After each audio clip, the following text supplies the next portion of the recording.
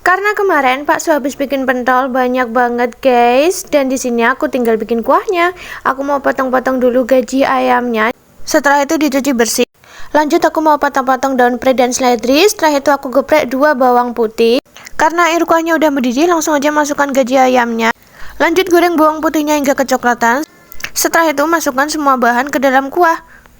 Jangan lupa tambahkan garam, gula, dan penyedap rasa. Dan jangan lupa icipi rasa. Yaps, mateng guys. Ini tuh seger, gurih, enak banget. Apalagi ada gaji ayamnya, ini yang bikin nagih. Dan ini adalah kuah bakso terenak yang pernah aku bikin. Selamat mencoba.